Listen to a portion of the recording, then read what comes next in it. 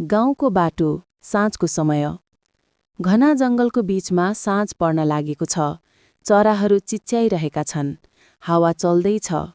माटोको बाटोमा बुढो मानिस हिँड्दैछ, हातमा टर्च। बुढो बोल्छ, यो बाटोमा राति कहिल्यै नजानु भन्ने सुनेको थिए, तर आज मसँग विकल्प छैन।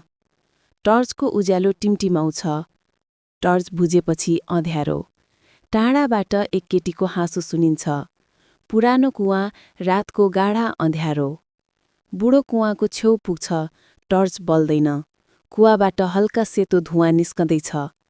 केटीको आवाज, फुसफुसाउने स्वरमा, हजुर बुवा, पानी खानुहुन्छ?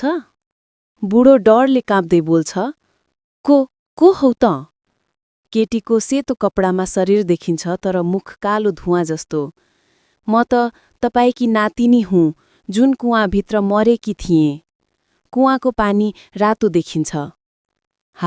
भूतको हात बुढोको तर्फ बढ्छ। बुढो चिच्याउँछ, नाइ। अर्को बिहान गाउँका मानिसहरू कुवाको वरिपरि जम्मा छन्।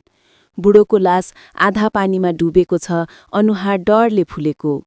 क्यामेरा बिस्तारै माथि जान्छ, आकाश कालो हुन्छ। कुवाको वरिपरि कालो धुवाँ उड्दै मन्द स्वरमा बालिकाको हाँसो गुन्जिन्छ। तिमी पनि फर्किनेछौ, कालो पथ